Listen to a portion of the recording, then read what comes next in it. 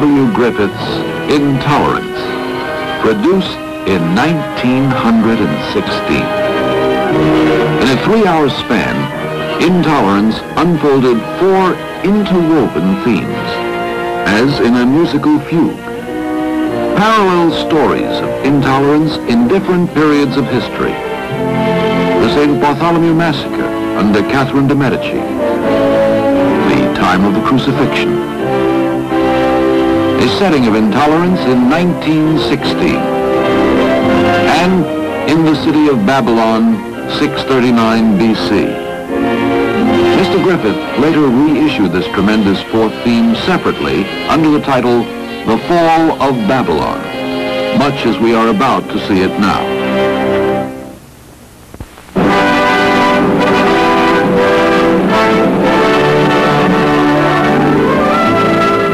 The history of the motion picture.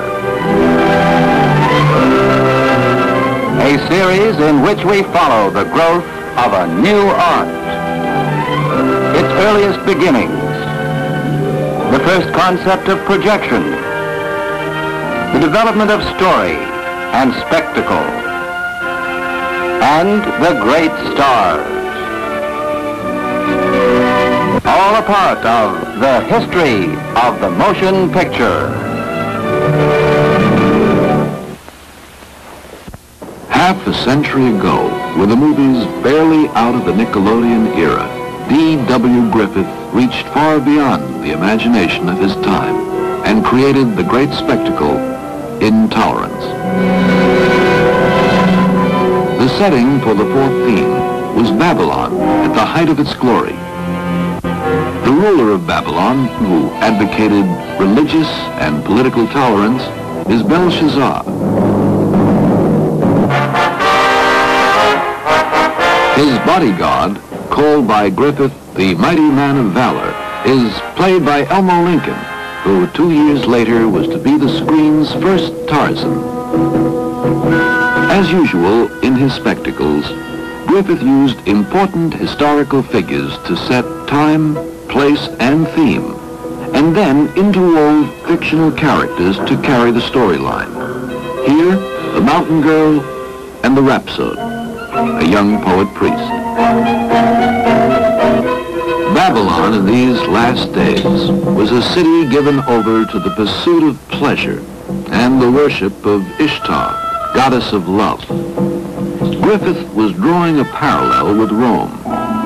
History has shown that the abuse of freedom can be as potent a weapon in the destruction of a civilization as the army of a tyrant. Griffith was a scholar and a historian, but he was also a shrewd showman who knew the appeal of a pretty face and a shapely figure. He made full use of them in all his historical spectacles.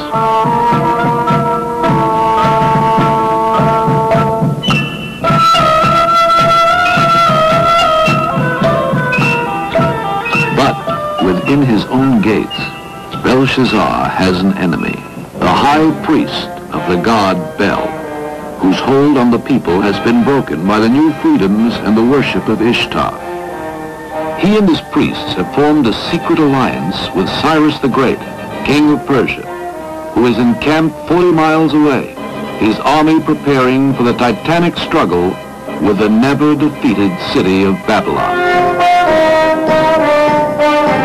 Assyrians, Mesopotamians, Africans, Huns,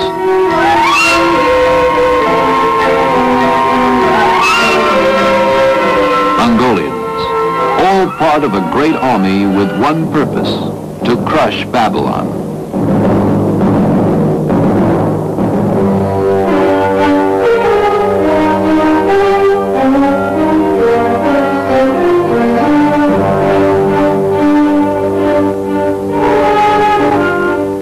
In each of the 4 themes of Intolerance, Griffith dramatized the manners and morals of the times. The marriage market was a means to ensure that all women would find husbands.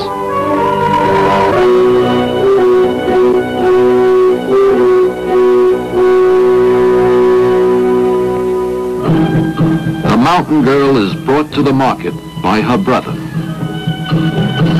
Constance Talmadge played the mountain girl as a pixie rather than as a shrew. Her performance thrust her overnight into stardom.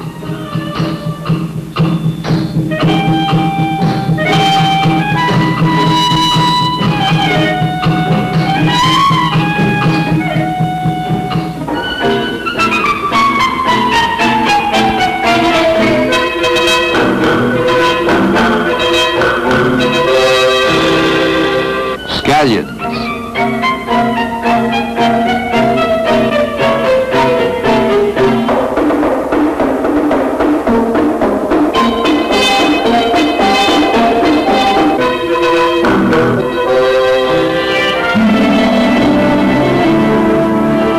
Griffith brings his real and fictional characters together as Belshazzar himself gives the mountain girl royal permission to marry or not as she pleases.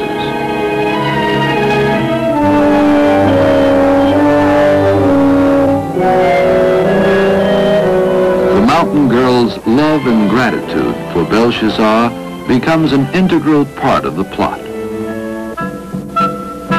A few days later, as Belshazzar arrives at the temple of the moon god, the mountain girl listens as one of the rebel priests criticizes him, calling him an atheist. And in what was a deliberately half-comic scene, she springs to the defense of her king.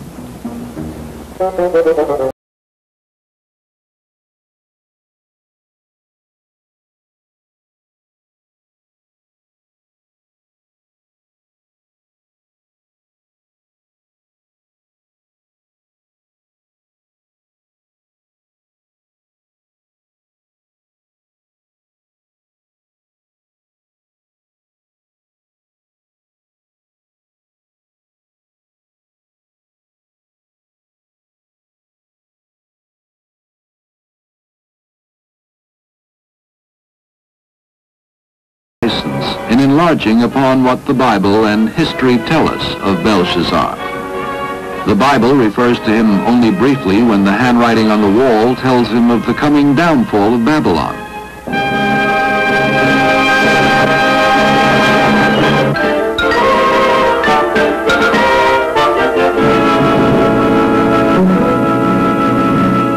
Historians suggest that Belshazzar was not as idealistic as Griffith paints him, and for that matter, that Cyrus was not as completely villainous.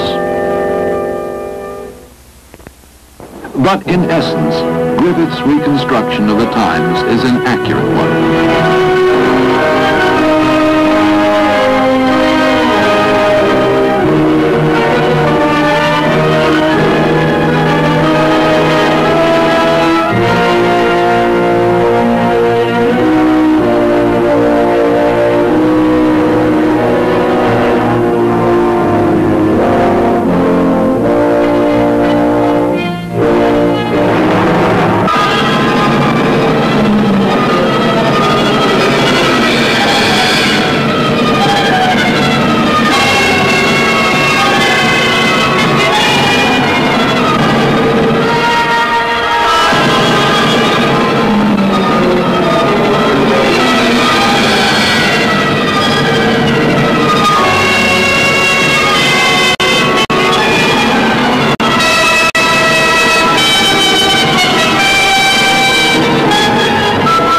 The Babylonian outpost has spotted the Persian army, and a courier is sent to warn the city.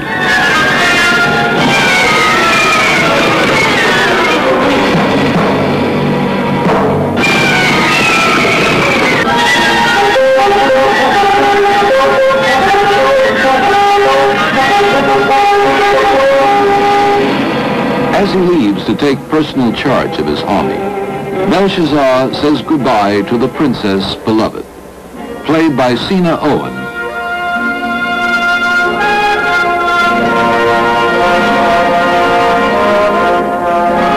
These huge sets were built right on Hollywood Boulevard. The Babylon stage was half a mile long.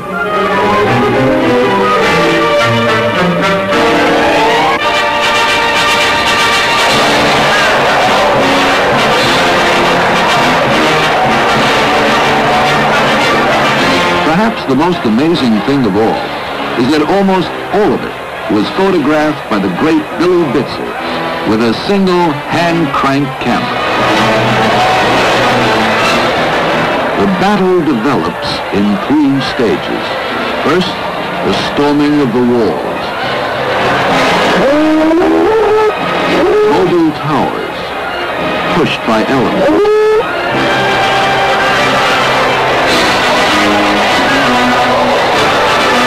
There were literally thousands of extras. In all, the cost was $2 million. But experts estimate the same shooting today would cost $30 million.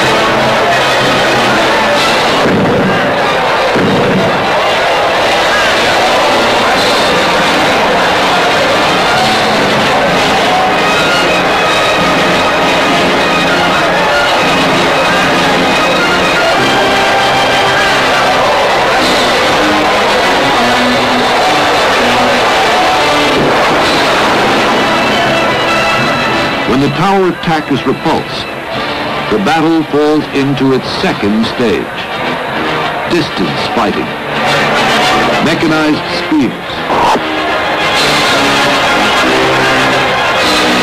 Catapult.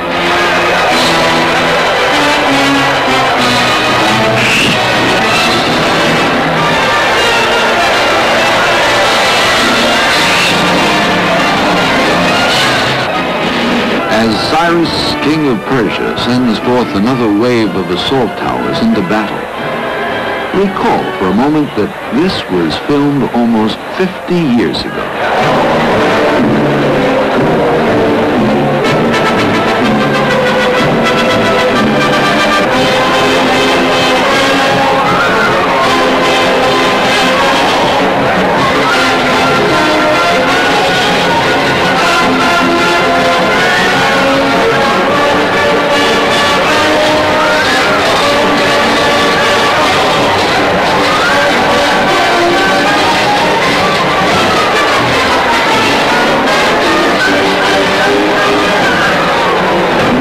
The very moment that the Persian assault has finally breached the walls of Babylon, a new weapon is unleashed, a flamethrower.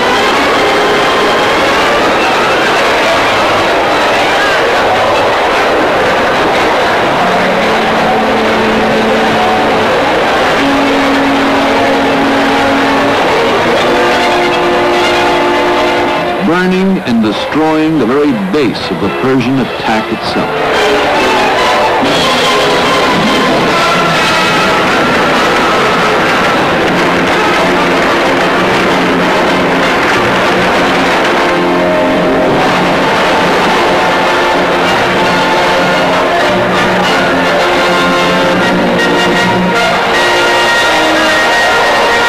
Victory.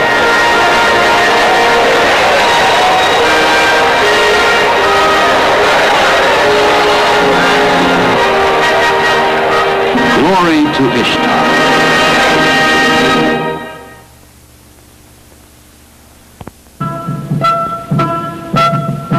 In one of the most famous scenes in movie history, Babylon begins its bacchanal of victory.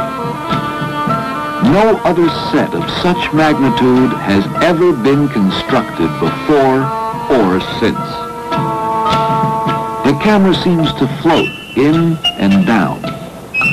Cameraman Bitzer ingeniously overcame the lack of mechanical cranes by devising one of his own. In structure, it resembled the assault towers of Cyrus and was mounted on railroad wheels.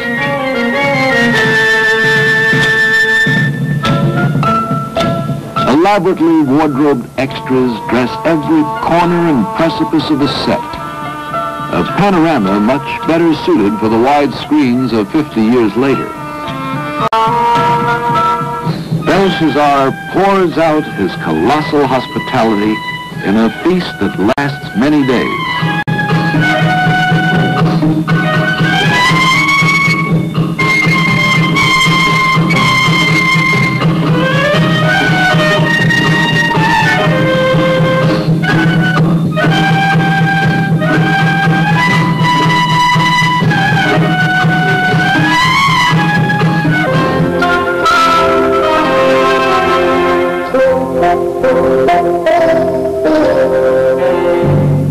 But betrayal is in the making. The high priest of Bel orders the young poet to prepare for a secret journey to the camp of the defeated Cyrus.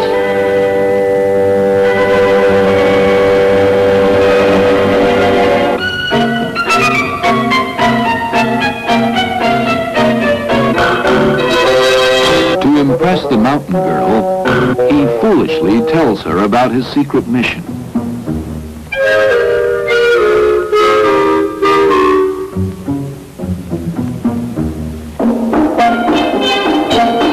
She's fond of the young poet, but her first loyalty is to Belshazzar. So, using all her wiles, she wheedles from him the details of the plan.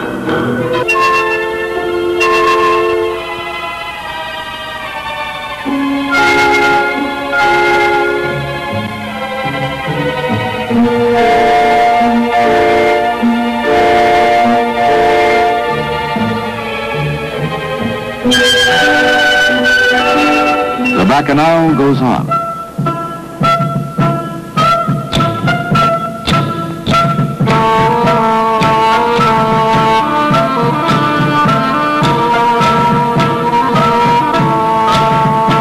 The princess beloved blesses the white rose of victory and bestows it on her own Belshazzar.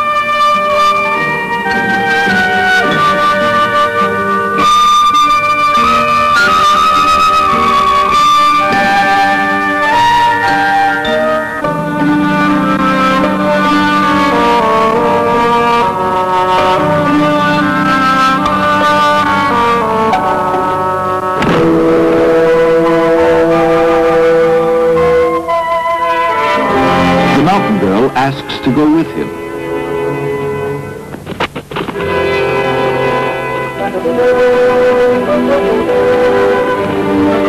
She sees that the priests of Bel have bribed the gateman.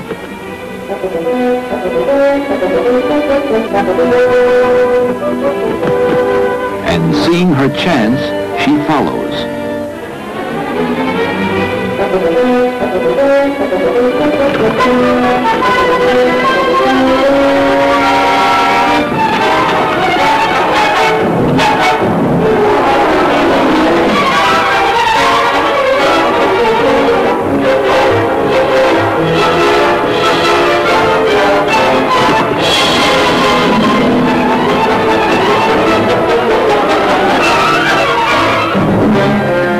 Cyrus, restless, beaten, awaits the arrival of the traitors.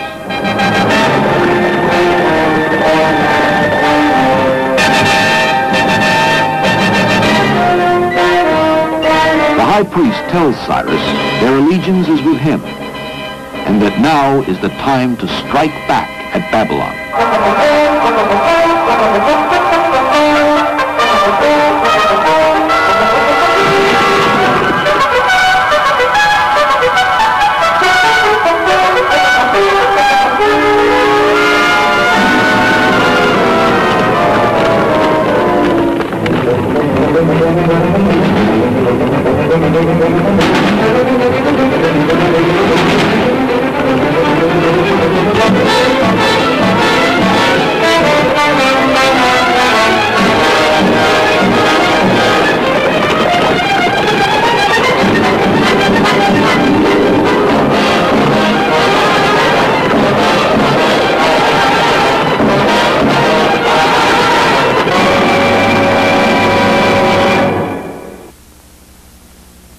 The celebrations continue in Babylon.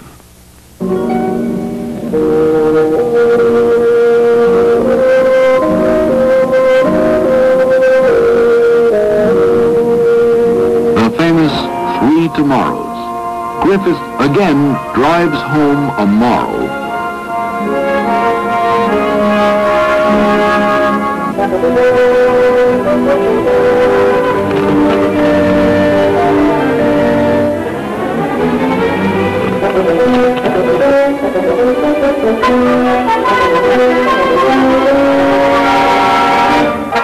The warning is too late.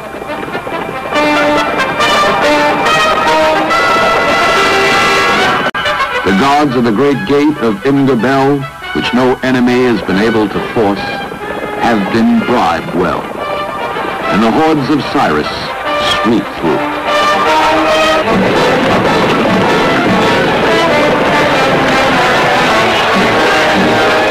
Belshazzar calls for his armor, and with only his personal bodyguards, makes a stand.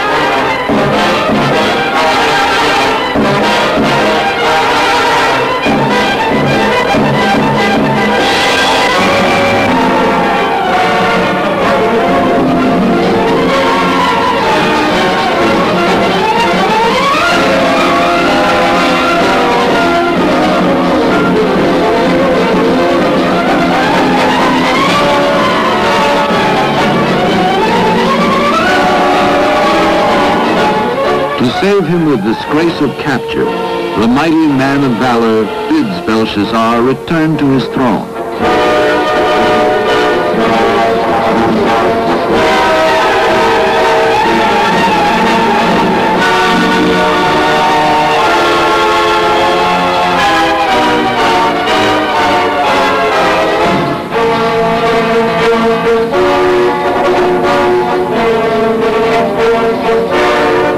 The princess says that honor commands that they must go with their king to the death halls of Allah.